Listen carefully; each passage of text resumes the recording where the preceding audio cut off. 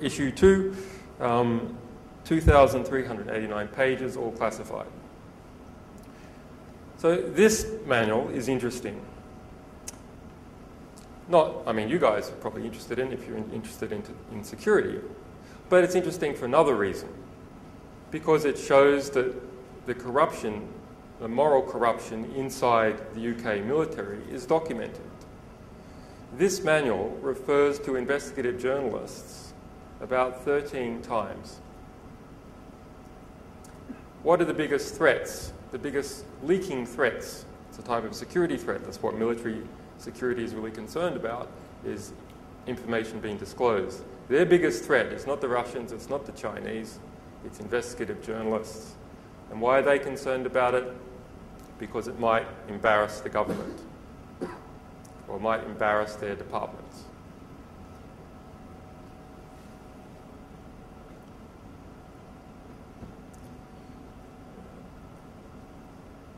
Okay, so now looking on the other column, you can see material you can see mainstream press that has picked this up.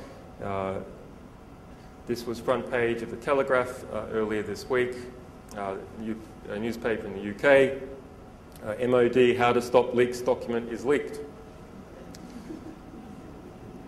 But I encourage you to read all 2,389 pages and don't just rely on the Telegraph story, because you'll get a very different perspective. So you can follow the link to the Telegraph. There it is. And how do people tend to use the site? Journalists tend to use the site on a day-to-day basis. Well, in fact, nearly all the stories we catalyze, we do not have time to cut and paste and stick in here. It's just impossible. So to some degree, we're a victim of our own success. Although I should say the project is very embryonic. We're 2 years in, but I think we're only 10% in to what we're trying to achieve. So yes, it has been quite successful, but we are very embryonic. It is still a proof of concept. It's showing a lot of good effect, but there's still a lot of work to do. So if you'll notice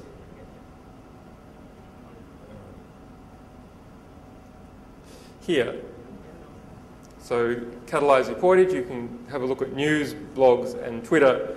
So this is where, in fact, you will find most of the media pickup.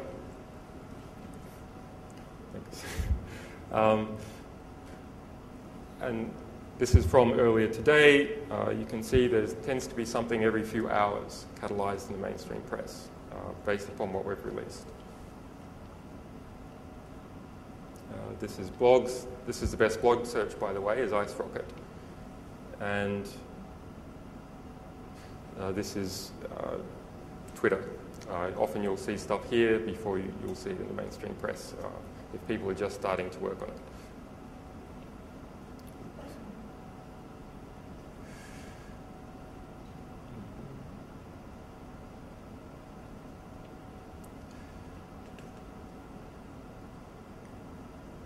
And, okay, there's one more, press display as well. This is actually a big organization that scans the front pages of, and other pages of newspapers across the world and puts them online. They charge you to actually buy chunks, but you can get one or something a day free. And so you can see this is what has been happening this week, mentioning WikiLeaks in relation to the Telegraph, the MOD, and sometimes we will write our own material. So this MOD document gave travel advice to UK spies about going into China and Russia. And what do they need to watch out for when they're in those countries? Okay, so this is what the UK MOD says. Chinese espionage is a voracious problem that uses a mass of ordinary students and businessmen to bug hotels, to glean information, to create false confidences, etc., when people visit China. I mean, it should be no surprise to most of you that the Chinese are extremely active conducting internet espionage. I've seen a lot of that our Tibetan supporters have been routinely hacked. I've seen Pakistan hacked, the NED in the United States, CFR, many US pro-democracy organizations, Freedom House that I just mentioned, all hacked by Chinese hackers. And it seems something that's quite common is that they poll using POP or POP3 to just take copies of inboxes routinely.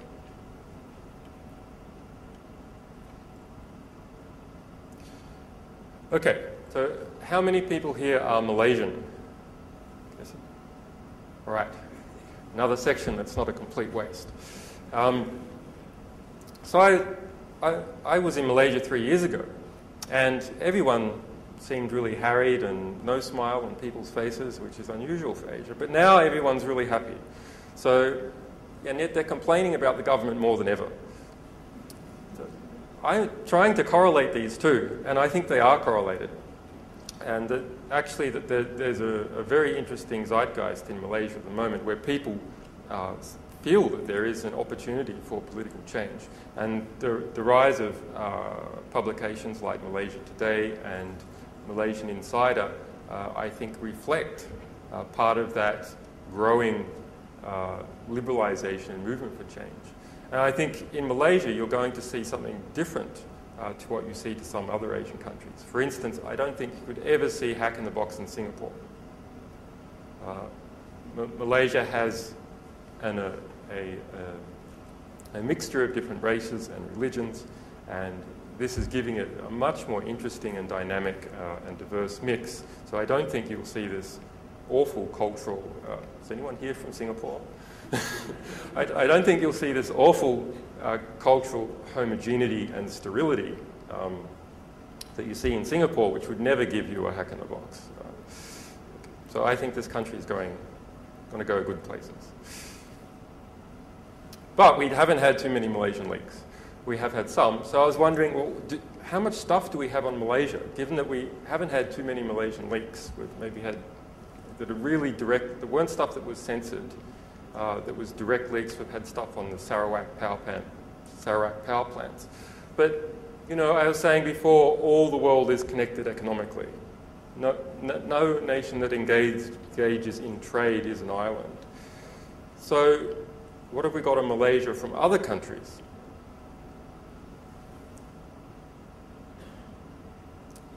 Well, here's something that is actually from Malaysia, but this is a censored document, not a leak. This is Malaysia Today in the Pork Klang Free Zone scandal, 12 billion ringgit approximately. I'm not sure what the correct word to describe it is, wasted or corruptly laundered away, depending on which side you believe. But Rajapetra in Malaysia Today was censored at the ISP level in Malaysia, only 3 weeks after the Prime Minister said that there would be no internet censorship in Malaysia. No internet censorship in Malaysia, incidentally, was in response to Green Dam. And some of you may have heard about that, the Chinese Green Dam. We released an internal decoding for Chinese Green Dam, which revealed its political file on the Falun Gong and a whole lot of past Chinese political figures who were in that file. You know, and this thing is used, so if you're writing an email to someone, or you're writing in MSN, or you're writing in Skype, it has hooks everywhere. That if you try and say Falun Gong in Notepad to yourself, the thing closes. Extraordinary. Anyway, so the fallout over that resulted in Malaysia, which had a tender for its own version of Green Dam, to cancel that tender and announce that there would be no internet censorship in Malaysia, a great thing, and then 3 weeks later censored Malaysia Today. So as part of our uncensoring efforts, we took copies of those primary documents that were censored. English version and Malay version, and here's the English version.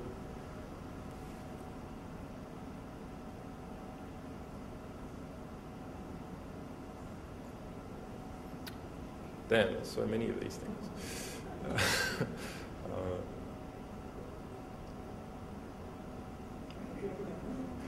All right. Okay, so what else mentions Malaysia? Well, we've done a lot of work on counterinsurgency. So we have all the main counterinsurgency manuals and unconventional warfare manuals, which is conducted via surrogates by definition, for the UK, for Canada, for the United States, for India, and for some other country that I can't remember. Many of these. So the 2007 counterinsurgency manual, that's the big manual that's being used in Afghanistan at the moment to direct how those counterinsurgency efforts should operate. It speaks about Malaysia, or Malaya at that time. Sorry, at the time that it is referring to. So I'll read out just a quote. It would be wrong to deduce that any application of attrition is necessarily counterproductive in Malaya. So attrition, when you're talking about counterinsurgency, that means you just kill all your opponents and then problem solved. Because if there's no person, there's no problem. Kill them all. The British were able to achieve a force ratio of 20-1 and use their military superiority in numbers and firepower as a means to drive Sinn Peng's communists into a remote part of the country where they were hunted down remorselessly. Lots of other references to Malaysian history and Singaporean early history, or post-Second World War history in this document. This is how the British learned to do counterinsurgency in Afghanistan. Was by practicing on the Malay people.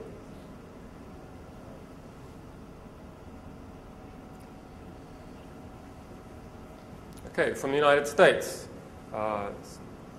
concealed reports from the US Congress. We obtained 6,700 of them and released them en masse, about $1 billion worth. They cost $100 million a year to produce. So, this is a briefing for US congressmen about bills they're considering and issues they're considering. In this case, US-Malaysia relations, implications of the 2008 elections.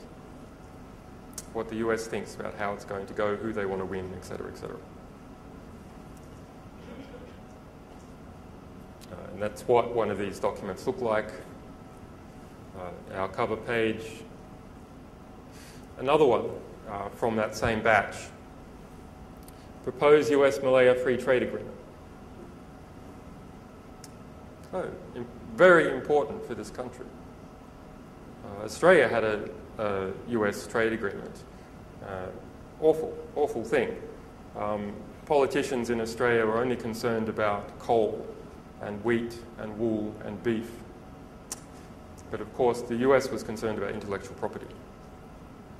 And as a result, there's now a terrible regime between Australia and the United States, where essentially the US intellectual property regime, US copyright, length of copyright, US patent law is automatically imported into Australia because of the free trade agreement.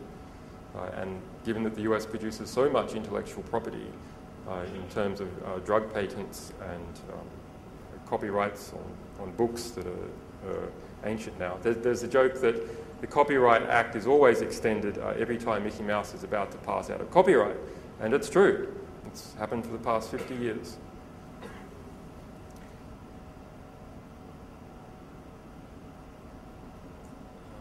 So another bulk leak of that sort is we released 600 reports from the United Nations.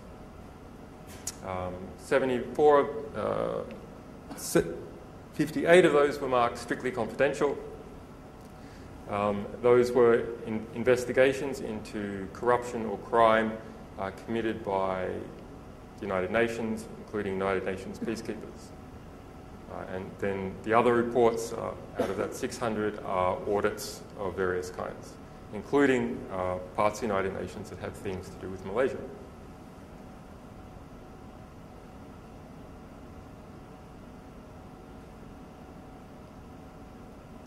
So here's an example press article. The Associated Press came out based upon